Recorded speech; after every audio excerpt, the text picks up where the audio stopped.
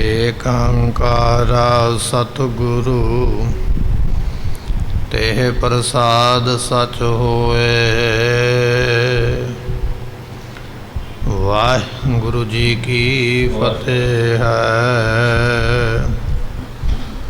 विघ्न विनाशन सोए।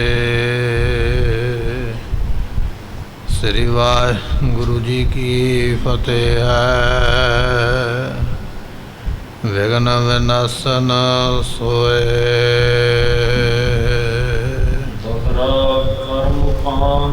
सतगुरु पंचामृत करवाए।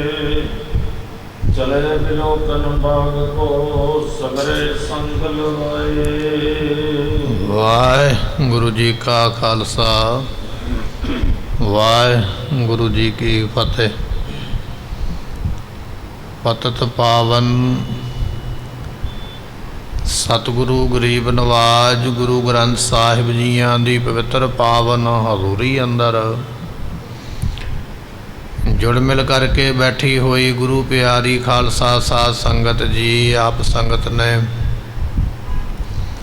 सतगुरां दी इलाही गुरबाणी दे कीर्तन सरवण कीते। इस वेले आपां गुरु तेग बहादुर पातशाह और साहिब गुरु गोबिंद सिंह महाराज जियां दे जीवन की कथा सरवण कर रहे हाँ। कल दे दीवान विच सरवण किया है। सतगुरु गोबिंद सिंह महाराज जी लखनौर तो चल के कीरतपुर साहब पहुँचे। इत्थे बाबा सूरजमल जी जो गुरु तेग बहादुर महाराज जियां दे वड्डे भरा हन, तिन्हां दा परिवार इत्थे रहिंदा। सतगुरां दा आउणा सुन के ये परिवार बड़ा खुश होया है।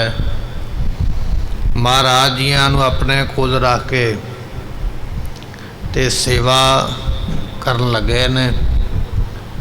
नाल ही कीरतपुर साहब दे विच होर की है ये भी विखाउण वास्ते सतगुरां नूं नाल लैके जा रहे ने। इतिहास बचन कल आपां सरवण कीते। जिवें अगे महाराज कृपा करदे आओ सरवण करिए। मिल के आखिए सतनाम श्री वाहिगुरु साहिब जी।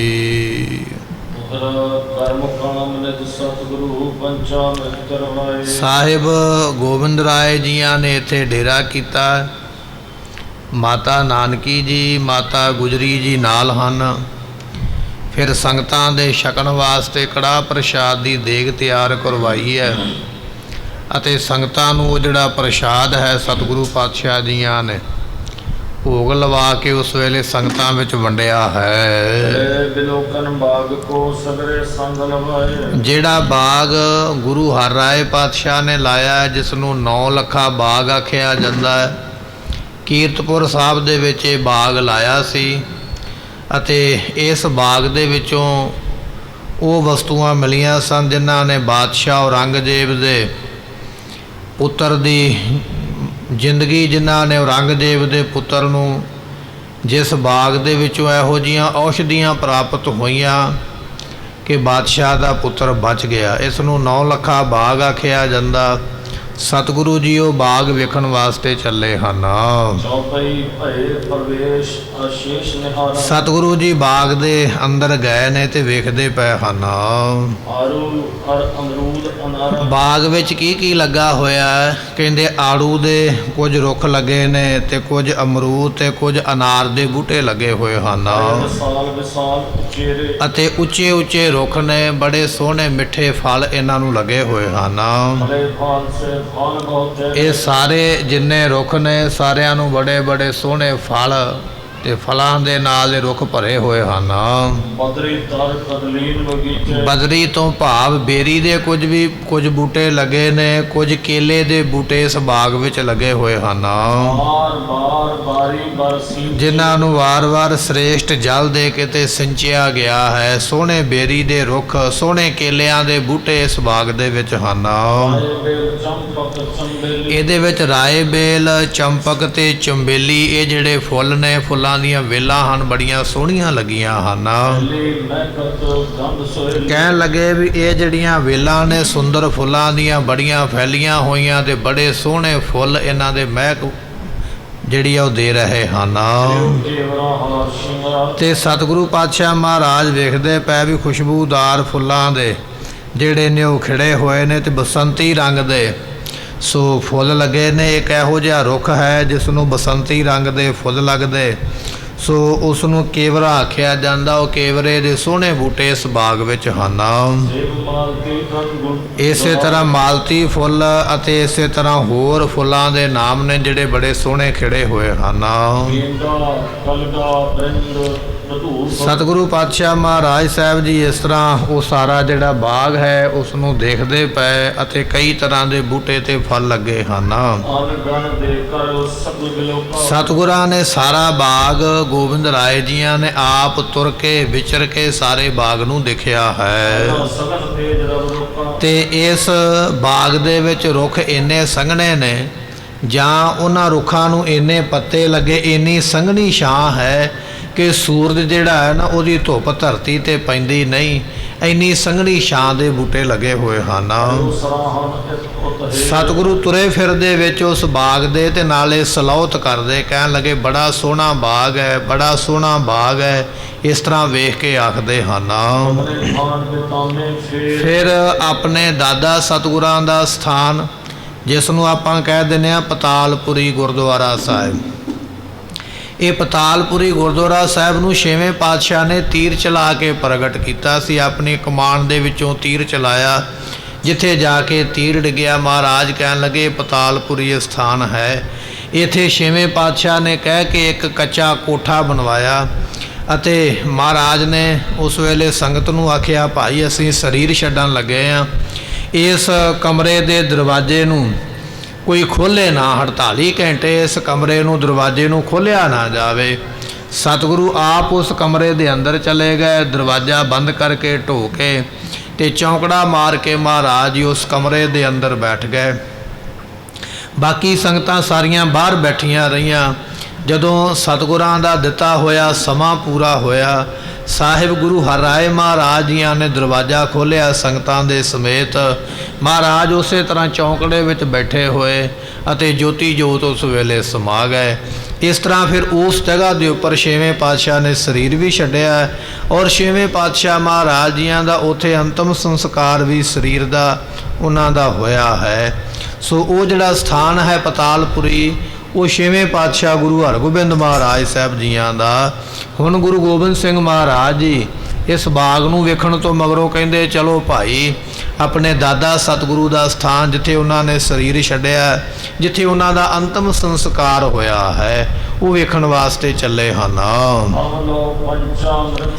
ਤੇ ਉਸ ਵੇਲੇ ਸੰਗਤਾਂ ਨੂੰ ਕਹਿ ਕੇ, ਸਿੱਖਾਂ ਨੂੰ ਕਹਿ ਕੇ ਬਹੁਤਾ ਕੜਾਹ ਪ੍ਰਸ਼ਾਦ ਬਣਵਾ ਕੇ ਮਹਾਰਾਜ ਨੇ ਸਿੱਖਾਂ ਦੀ ਡਿਊਟੀ ਲਾਈ। ਕਹਿਣ ਲੱਗੇ ਅਸੀਂ ਚੱਲੇ ਹਾਂ ਪਤਾਲਪੁਰੀ ਦਰਸ਼ਨ ਕਰਨ ਵਾਸਤੇ। ਕੜਾਹ ਪ੍ਰਸ਼ਾਦੀਆਂ ਵੱਡੀਆਂ ਵੱਡੀਆਂ ਦੇਗਾਂ ਤਿਆਰ ਕਰੋ ਤੇ ਵੱਡੇ ਵੱਡੇ ਭਾਂਡਿਆਂ 'ਚ ਪਾ ਕੇ ਪ੍ਰਸ਼ਾਦ ਸਿਰ ਤੇ ਚੁੱਕ ਕੇ ਤੇ ਲਿਆਓ, ਉੱਥੇ ਚੱਲ ਕੇ ਸੰਗਤ ਨੂੰ ਵੰਡਾਂਗੇ। ਤੇ ਸਤਿਗੁਰੂ ਪਾਤਸ਼ਾਹ ਜੀ ਆਪਣੇ ਦਾਦਾ ਸਤਿਗੁਰਾਂ ਦੇ ਸਥਾਨ ਤੇ ਜਾ ਕੇ ਬੜੀ ਭਾਵਨਾ ਨਾਲ ਉੱਥੇ ਨਮਸਕਾਰ ਕੀਤੀ ਹੈ। ਉੱਥੇ ਫਿਰ ਅਰਦਾਸ ਕੀਤੀ ਹੈ। ਪਤਾਲਪੁਰੀ ਜਿਹੜਾ ਸਥਾਨ ਹੈ ਨਾ 6ਵੇਂ ਪਾਤਸ਼ਾਹ ਦਾ, ਇੱਥੇ 10ਵੇਂ ਪਾਤਸ਼ਾਹ ਮਹਾਰਾਜ ਜੀਆਂ ਨੇ ਵੀ ਚਰਨ ਪਾਏ। ਇੱਥੇ ਫਿਰ ਮਹਾਰਾਜ ਜੀ ਅਰਦਾਸ ਕਰਕੇ ਤੇ ਫਿਰ ਜਿਹੜਾ ਕੜਾਹ ਪ੍ਰਸ਼ਾਦ ਲੈ ਕੇ ਗਏ ਸਨ ਸਿੱਖ ਤਿਆਰ ਕਰਕੇ, ਉਹ ਪ੍ਰਸ਼ਾਦ ਫਿਰ ਸਾਰੀਆਂ ਸੰਗਤਾਂ ਵਿੱਚ ਸਿੱਖਾਂ ਵਿੱਚ ਵਰਤਾ ਦਿੱਤਾ ਗਿਆ ਤੇ ਸਾਰਿਆਂ ਨੇ ਬੜੇ ਆਨੰਦ ਦੇ ਸਮੇਤ ਉਸ ਵੇਲੇ ਛਕਿਆ ਹੈ। ਇੱਥੇ ਫਿਰ ਗੋਬਿੰਦ ਰਾਏ ਜੀਆਂ ਨੇ ਜਿਹੜੇ ਹੋਰ ਸਥਾਨ ਸਨ, ਇਸ ਕੀਰਤਪੁਰ ਸਾਹਿਬ ਦੇ ਵਿੱਚ ਗੁਰੂ ਨਾਨਕ ਸਾਹਿਬ ਪਾਤਸ਼ਾਹ ਨੇ ਵੀ ਚਰਨ ਪਾਏ ਨੇ, ਉਸ ਸਥਾਨ ਦੇ ਵੀ ਦਰਸ਼ਨ ਕੀਤੇ। ਹੋਰ ਵੀ ਜਿਹੜੇ ਥਾਂ ਵੇਖਣ ਯੋਗ ਸਨ ਮਹਾਰਾਜ ਨੇ ਤੁਰ ਕੇ ਵਿਚਰ ਕੇ ਦੇਖੇ ਹਨ। ਤੇ ਸਤਿਗੁਰੂ ਪਾਤਸ਼ਾਹ ਜੀ ਫਿਰ ਚਲਦਿਆਂ ਚਲਦਿਆਂ ਪਹਾੜ ਦੀ ਉੱਚੀ ਚੋਟੀ ਤੇ ਜਾ ਚੜ੍ਹੇ ਹਨ। ਆਪਣੇ ਤਾਇਆ ਸਤਿਗੁਰੂ ਬਾਬਾ ਗੁਰਦਿੱਤਾ ਜੀ ਗੋਬਿੰਦ ਰਾਏ ਮਹਾਰਾਜ ਜੀਆਂ ਦੇ ਤਾਇਆ ਜੀ ਲੱਗਦੇ ਨੇ, ਜਿੱਥੇ ਉਹਨਾਂ ਨੇ ਸਰੀਰ ਛੱਡਿਆ ਹੈ। ਅੱਜ ਵੀ ਆਪਾਂ ਉਸ ਸਥਾਨ ਦੇ ਦਰਸ਼ਨ ਕਰਦੇ ਹਾਂ। ਸੋ ਉਸ ਜਗ੍ਹਾ ਦੇ ਉੱਪਰ, ਉੱਚੇ ਟਿੱਬੇ ਦੇ ਉੱਪਰ, ਉੱਚੇ ਪਹਾੜ ਦੀ ਚੋਟੀ ਦੇ ਉੱਪਰ ਉਹ ਸਥਾਨ ਬਣਿਆ। ਉੱਥੇ ਚਲੇ ਗਏ ਉਸ ਸਥਾਨ ਨੂੰ ਵੇਖਣ ਵਾਸਤੇ। ਉੱਥੇ ਜਾ ਕੇ ਨਮਸਕਾਰ ਕੀਤੀ ਹੈ ਤੇ ਕੁਝ ਸਮੇਂ ਵਾਸਤੇ ਉੱਥੇ ਬੈਠੇ ਹਨ। ਸੋ ਚਲਦਿਆਂ ਚਲਦਿਆਂ, ਦਰਸ਼ਨ ਕਰਦਿਆਂ ਕਰਦਿਆਂ ਇੰਨੇ ਚਿਰ ਨੂੰ ਦੁਪਹਿਰਾ ਹੋ ਗਿਆ। ਮਹਾਰਾਜ ਸਾਹਿਬ ਜੀਆਂ ਨੇ ਸਾਰੇ ਸਥਾਨ ਵੇਖੇ। ਪਹਿਲਾਂ ਬਾਗ ਦੇਖਿਆ, ਫਿਰ ਪਤਾਲਪੁਰੀ ਗੁਰਦੁਆਰਾ ਸਾਹਿਬ ਦੇ ਦਰਸ਼ਨ ਕੀਤੇ, ਫਿਰ ਬਾਬਾ ਗੁਰਦਿੱਤਾ ਜੀ ਉਹਨਾਂ ਦਾ ਸਥਾਨ ਜਾ ਕੇ ਵੇਖਿਆ। ਧੰਨ ਬਾਬਾ ਗੁਰਦਿੱਤਾ, ਦੀਨ ਦੁਨੀ ਦਾ ਟਿੱਕਾ, ਜੋ ਵਰ ਮੰਗਿਆ ਸੋ ਵਰ ਦਿੱਤਾ। ਉਸ ਸਥਾਨ ਦੇ ਵੀ ਦਰਸ਼ਨ ਕੀਤੇ। ਇੰਨੇ ਚਿਰ ਨੂੰ ਦੁਪਹਿਰਾ ਹੋ ਗਿਆ। ਮਹਾਰਾਜ ਕਹਿੰਦੇ ਚਲੋ ਭਾਈ ਹੁਣ ਘਰ ਨੂੰ ਚੱਲਣਾ ਕਰੀਏ। ਤੇ ਇੰਨੇ ਚਿਰ ਨੂੰ ਘਰੇ ਸੰਗਤਾਂ ਨੇ, ਸੇਵਾਦਾਰਾਂ ਨੇ ਬੜੇ ਸੋਹਣੇ ਭੋਜਨ ਬਣਾ ਕੇ ਤਿਆਰ ਕੀਤੇ ਸਨ ਤੇ ਛਕਣ ਵਾਸਤੇ ਮਹਾਰਾਜ ਆ ਗਏ। ਤੇ ਕਹਿਣ ਲੱਗੇ ਹੋਰ ਜਿੰਨੇ ਸਥਾਨ ਨਗਰ ਦੇ ਵਿੱਚ ਹਨ, ਪ੍ਰਸ਼ਾਦਾ ਛਕਿਆ ਘਰ ਵਿੱਚ ਆ ਕੇ। ਤੇ ਮਹਾਰਾਜ ਨੇ ਪੁੱਛਿਆ ਇੱਥੋਂ ਦੇ ਸਿੱਖਾਂ ਨੂੰ, ਕਹਿੰਦੇ ਹੋਰ ਵੀ ਸਥਾਨ ਹੈਗੇ ਭਾਈ ਦੇਖਣ ਵਾਸਤੇ? ਸਿੱਖਾਂ ਨੇ ਦੱਸਿਆ ਵੀ ਹਾਂ, ਇੱਥੇ ਗੁਰੂ ਹਰਿਰਾਏ ਸਾਹਿਬ ਜੀਆਂ ਦਾ ਸਥਾਨ ਹੈ, ਜਿੱਥੇ ਗੁਰੂ ਹਰਕ੍ਰਿਸ਼ਨ ਪਾਤਸ਼ਾਹ ਦਾ ਅਵਤਾਰ ਹੋਇਆ। ਉਹ ਸਾਰੇ ਸਥਾਨ ਜਿਹੜੇ ਨੇ ਮਹਾਰਾਜ ਨੇ ਵਿਚਰ ਕੇ ਦੇਖੇ ਹਨ, ਅਨੇਕ ਤਰ੍ਹਾਂ ਦੇ ਬਚਨ ਬਲਾਸ ਕਰਕੇ। ਤੇ ਸਾਰੀਆਂ ਸੰਗਤਾਂ ਗੋਬਿੰਦ ਰਾਏ ਸਾਹਿਬ ਜੀਆਂ ਨੂੰ ਨਾਲ ਨਾਲ ਲੈ ਕੇ ਸਾਰੇ ਕੀਰਤਪੁਰ ਸਾਹਿਬ ਦੀ ਜਗ੍ਹਾ ਦਿਖਾਉਂਦੇ ਫਿਰਦੇ ਹਨ। ਸਾਰਾ ਦਿਨ ਚਾਅ ਦੇ ਨਾਲ, ਬੜੀ ਖੁਸ਼ੀ ਦੇ ਨਾਲ ਇੱਥੇ ਗੋਬਿੰਦ ਰਾਏ ਜੀਆਂ ਨੇ ਪਰਿਵਾਰ ਦੇ ਸਮੇਤ ਦਿਨ ਬਤੀਤ ਕੀਤਾ ਹੈ। ਤੇ ਸਾਰਾ ਨਗਰ ਇੱਥੋਂ ਦਾ ਕੀਰਤਪੁਰ ਸਾਹਿਬ ਦੀਆਂ ਸੰਗਤਾਂ ਨੇ ਅੱਜ 10ਵੇਂ ਗੁਰੂ ਦੇ ਦਰਸ਼ਨ ਕਰਕੇ ਸੰਗਤਾਂ ਵੀ ਬੜੀਆਂ ਖੁਸ਼ ਹੋਈਆਂ ਹਨ। ਤੇ ਹੁਣ ਰਾਤ ਪੈ ਗਈ ਹੈ, ਦੂਜੀ ਰਾਤ। ਪਹਿਲੀ ਰਾਤ ਤੋਂ ਬਾਅਦ ਸਾਰਾ ਦਿਨ ਦਰਸ਼ਨ ਕੀਤੇ, ਅੱਜ ਦੂਜੀ ਰਾਤ ਪੈ ਗਈ ਹੈ। ਆਰਾਮ ਕਰਨ ਵਾਸਤੇ ਮਹਾਰਾਜ ਪਲੰਘੇ ਤੇ ਬਿਰਾਜਮਾਨ ਹੋਏ। ਤੇ ਸਾਰੇ ਘਰਾਂ ਦੇ ਵਿੱਚ ਸਤਿਗੁਰਾਂ ਦਾ ਸਰੂਪ ਦਰਸ਼ਨ ਕਰਕੇ ਸੰਗਤਾਂ ਬੜੀਆਂ ਖੁਸ਼ ਹੋਈਆਂ ਹਨ। ਅਗਲਾ ਦਿਨ ਚੜ੍ਹਿਆ ਤੇ ਮਹਾਰਾਜ ਸਾਹਿਬ ਜੀ ਹੁਣ ਸੌਚ ਕਿਰਿਆ ਕਰਕੇ ਤੇ ਇਸ਼ਨਾਨ ਵਗੈਰਾ ਕੀਤਾ ਹੈ। ਅੱਜ ਦੂਜੇ ਦਿਨ ਮਹਾਰਾਜ ਨੇ ਆਖਿਆ, ਤੀਜਾ ਦਿਨ ਅੱਜ ਚੜ੍ਹ ਗਿਆ। ਸਤਿਗੁਰੂ ਕਹਿਣ ਲੱਗੇ ਸਿੱਖਾਂ ਨੂੰ, ਚਲੋ ਭਾਈ ਤਿਆਰੀ ਕਰੋ। ਆਪਾਂ ਤੇ ਕੱਲ੍ਹ ਹੀ ਚਲੇ ਜਾਣਾ ਸੀ ਅਨੰਦਪੁਰ ਸਾਹਿਬ, ਪਰ ਇੱਥੇ ਹੁਣ ਸਾਡੇ ਤਾਇਆ ਜੀ ਦਾ ਪਰਿਵਾਰ ਰਹਿੰਦਾ। ਉਹਨਾਂ ਨੇ ਬੇਨਤੀ ਕੀਤੀ ਜੀ ਇੱਕ ਰਾਤ ਹੋਰ ਰਹੋ, ਤੇ ਆਪਾਂ ਉਹਨਾਂ ਦਾ ਬਚਨ ਮੰਨ ਕੇ ਇੱਕ ਰਾਤ ਹੋਰ ਰਹੇ ਹਾਂ। ਹੁਣ ਆਪਾਂ ਅਨੰਦਪੁਰ ਸਾਹਿਬ ਨੂੰ ਚੱਲੀਏ। ਇਸ ਤਰ੍ਹਾਂ ਸਿੱਖਾਂ ਨੂੰ ਕਹਿ ਕੇ ਤਿਆਰੀ ਕਰਵਾਈ ਹੈ। ਸਿੱਖਾਂ ਨੇ ਬਚਨ ਮੰਨ ਕੇ ਛੇਤੀ ਨਾਲ ਘੋੜਿਆਂ ਤੇ ਕਾਠੀਆਂ ਪਾਈਆਂ ਤੇ ਘੋੜੇ ਤਿਆਰ ਕਰਕੇ ਲੈ ਆਏ। ਤੇ ਸਤਿਗੁਰੂ ਪਾਤਸ਼ਾਹ ਜੀਆਂ ਨੇ ਜਾਣਾ ਕੀਰਤਪੁਰ ਸਾਹਿਬ ਤੋਂ ਅਨੰਦਪੁਰ ਸਾਹਿਬ ਨੂੰ, ਤੇ ਘੋੜੇ ਤਿਆਰ ਕਰਕੇ ਲਿਆਂਦੇ ਹਨ। ਤੇ ਸਤਿਗੁਰੂ ਪਾਤਸ਼ਾਹ ਨੂੰ ਦੱਸਿਆ, ਮਹਾਰਾਜ ਘੋੜਾ ਤਿਆਰ ਕਰਕੇ ਲੈ ਆਂਦਾ। ਸਤਿਗੁਰੂ ਇਹ ਬਚਨ ਸੁਣ ਕੇ ਘੋੜੇ ਦੇ ਵੱਲ ਵੇਖਿਆ ਤੇ ਪਾਤਸ਼ਾਹ ਫਿਰ ਘੋੜੇ ਤੇ ਸਵਾਰ ਹੋ ਗਏ ਹਨ। ਸਤਿਗੁਰਾਂ ਦੇ ਮਨ ਵਿੱਚ ਬੜੀ ਖੁਸ਼ੀ ਹੈ ਆਪਣਾ ਪਿੰਡ ਵੇਖਣ ਵਾਸਤੇ। ਅੱਜ 10ਵੇਂ ਪਾਤਸ਼ਾਹ ਗੁਰੂ ਗੋਬਿੰਦ ਸਿੰਘ ਮਹਾਰਾਜ ਜੀਆਂ ਨੇ ਪਹਿਲੀ ਵਾਰੀ ਅਨੰਦਪੁਰ ਸਾਹਿਬ ਨੂੰ ਵੇਖਣਾ ਹੈ। ਪਹਿਲੀ ਵਾਰੀ ਅਨੰਦਪੁਰ ਸਾਹਿਬ ਦੇ ਵਿੱਚ ਚਰਨ ਪਾਉਣੇ ਨੇ। ਇਸ ਗੱਲ ਦੀ ਬੜੀ ਖੁਸ਼ੀ ਹੈ, ਬੜਾ ਚਾਅ ਹੈ ਮਨ ਦੇ ਵਿੱਚ ਵੀ ਅੱਜ ਅਸੀਂ ਆਪਣੇ ਵੱਡਿਆਂ ਦਾ ਸਥਾਨ ਵੇਖਾਂਗੇ। ਬੜੀ ਖੁਸ਼ੀ ਚਾਅ ਦੇ ਨਾਲ ਚੱਲੇ ਹਨ। ਸੋ ਆਪਣੇ ਮਾਮਾ ਜੀ, ਮਾਮਾ ਕਿਰਪਾਲ ਚੰਦ ਜੀ ਸਤਿਗੁਰਾਂ ਦੇ ਮਾਮਾ ਜੀ ਲੱਗਦੇ ਨੇ, ਉਹ ਵੀ ਨਾਲ ਚੜ੍ਹ ਕੇ ਚੱਲੇ। ਹੋਰ ਵੀ ਕੁਝ ਸਿੱਖ ਸੂਰਮੇ ਮਹਾਰਾਜ ਜੀਆਂ ਦੇ ਨਾਲ ਘੋੜਿਆਂ ਤੇ ਸਵਾਰ ਹੋ ਕੇ ਚੱਲੇ ਹਨ। ਮਾਤਾ ਨਾਨਕੀ ਜੀ ਵੀ ਨਾਲ ਨੇ, ਮਾਤਾ ਗੁਜਰੀ ਜੀ ਵੀ ਨਾਲ ਨੇ। ਇਹ ਦੋਨੇ ਮਾਤਾਵਾਂ ਸਤਿਗੁਰਾਂ ਦੇ ਨਾਲ ਹਨ। ਭਾਈ ਸੰਤੋਖ ਸਿੰਘ ਜੀ ਕਹਿੰਦੇ ਇਹਨਾਂ ਦੇ ਵਾਸਤੇ ਨਾ ਬੜੇ ਸੋਹਣੇ ਉਸ ਵੇਲੇ ਰੱਥ ਤਿਆਰ ਕੀਤੇ ਗਏ। ਮਾਤਾ ਗੁਜਰੀ ਤੇ ਮਾਤਾ ਨਾਨਕੀ ਜੀ ਰੱਥ ਤੇ ਚੜ੍ਹ ਕੇ ਚੱਲੇ ਹਨ।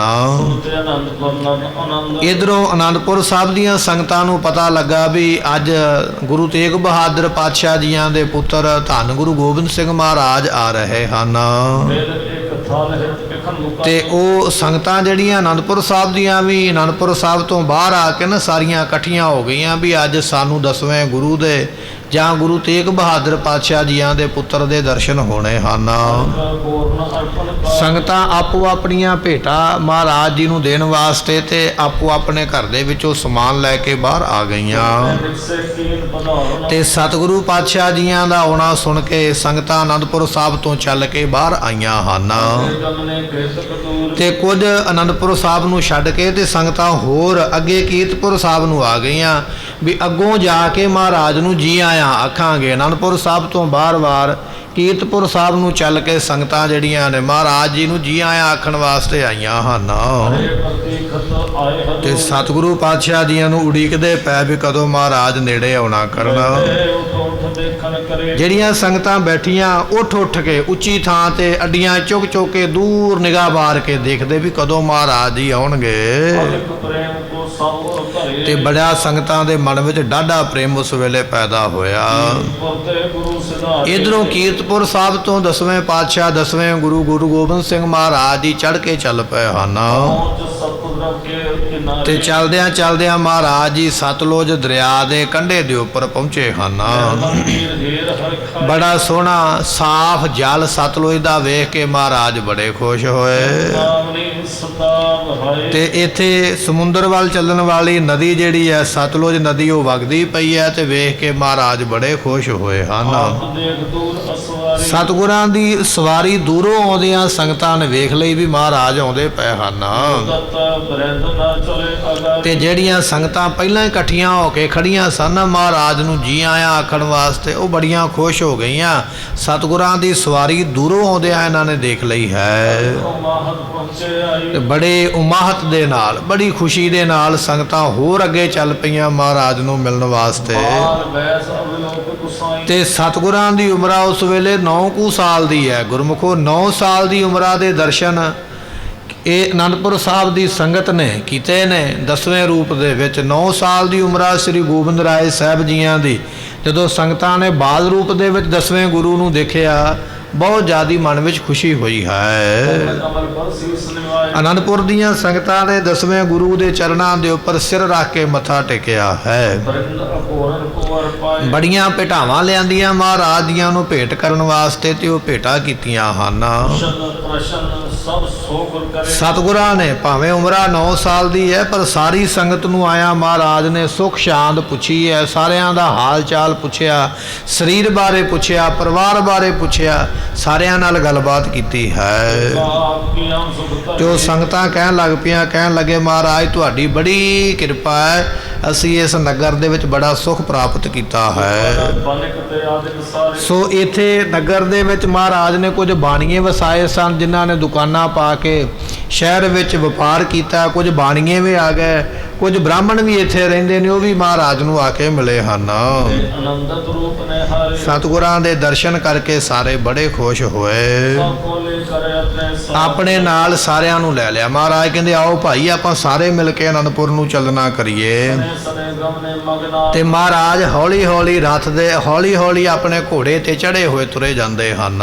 ਪੂਜਤ ਸਕਲ ਵਾਰਤਾ ਜਾ ਤੇ ਨਾਲ ਨਾਲ ਮਹਾਰਾਜ ਗੱਲਾਂ ਵੀ ਕਰਦੇ ਜਾਂਦੇ। ਜਿਹੜੇ ਸਿੱਖ ਪਤਵੰਤੇ ਮਿਲੇ ਨਾ ਨੇਮੀ ਪ੍ਰੇਮੀ ਮਹਾਰਾਜ ਨੂੰ ਆ ਕੇ ਤੇ ਸਤਿਗੁਰੂ ਉਹਨਾਂ ਦੇ ਨਾਲ ਫਿਰ ਇਸ ਤਰ੍ਹਾਂ ਪੁੱਛਦੇ ਵੀ ਜਾਂਦੇ, ਗੱਲਾਂ ਵੀ ਕਰਦੇ ਜਾਂਦੇ ਹਨ।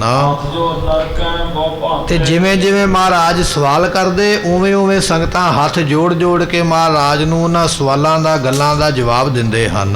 ਦੇਸ਼ ਦੇਖਤ ਗਿਰਨ ਕੀ ਧਾਰਾ ਸਤਿਗੁਰੂ ਜਿਸ ਅਨੰਦਪੁਰ ਸਾਹਿਬ ਦੇ ਵਿੱਚ ਪਹੁੰਚੇ ਨੇ ਕਹਿੰਦੇ ਅਨੰਦਪੁਰ ਸਾਹਿਬ ਦੇ ਇੱਕ ਪਾਸੇ ਤੇ ਉੱਚੀਆਂ ਉੱਚੀਆਂ ਪਹਾੜੀਆਂ ਦੀਆਂ ਚੋਟੀਆਂ ਦਿਸਦੀਆਂ ਪਈਆਂ। ਮੰਨ ਲਓ ਵੀ ਪਹਾੜਾਂ ਦੀ ਕੰਧ ਹੀ ਇੱਕ ਪਾਸੇ ਕੀਤੀ ਹੋਵੇ, ਇਸ ਤਰ੍ਹਾਂ ਅਨੰਦਪੁਰ ਸਾਹਿਬ ਦੇ ਇੱਕ ਪਾਸੇ ਉੱਚੀਆਂ ਪਹਾੜੀਆਂ ਦਿਸਦੀਆਂ ਹਨ ਦਿਸ਼ਾ ਦੂਸਰੀ ਸਤੁਦਰ ਤੇ ਬਿਲਕੁਲ ਦੂਜੇ ਪਾਸੇ ਸਤਲੁਜ ਦਰਿਆ ਵਗਦਾ ਪਿਆ ਤੇ ਦੋਨਾਂ ਦੇ ਵਿਚਕਾਰ ਅਨੰਦਪੁਰ ਸਾਹਿਬ ਹੈ। ਇੱਕ ਪਾਸੇ ਪਹਾੜੀਆਂ ਉੱਚੀਆਂ ਤੇ ਦੂਜੇ ਪਾਸੇ ਦਰਿਆ ਵਗਦਾ। ਇਸ ਤਰ੍ਹਾਂ ਦਾ ਸੁੰਦਰ ਆਨੰਦ ਦੇਣ ਵਾਲੀ ਉਹ ਜਗ੍ਹਾ ਹੈ। ਆਨੰਦ ਮਹਿ ਜਾਈ। ਸਤਿਗੁਰੂ ਚਲਦਿਆਂ ਦਸਵੇਂ ਪਾਤਸ਼ਾਹ ਮਹਾਰਾਜ ਜੀ ਅੱਜ ਪਹਿਲੇ ਦਿਨ ਪਹਿਲੀ ਵਾਰ ਅਨੰਦਪੁਰ ਸਾਹਿਬ ਦੇ ਵਿੱਚ ਪਹੁੰਚੇ ਹਨ ਗਿਰਜਾ ਕੋ ਗਿਰਦਿਓ ਦਿਖਾਈ। ਤੇ ਕਹਿਣ ਲੱਗੇ ਚਲਦਿਆਂ ਇੱਥੇ ਬੜੀਆਂ ਉੱਚੀਆਂ ਪਹਾੜੀਆਂ ਦਿਖਾਈ ਦਿੰਦੀਆਂ ਹਨ।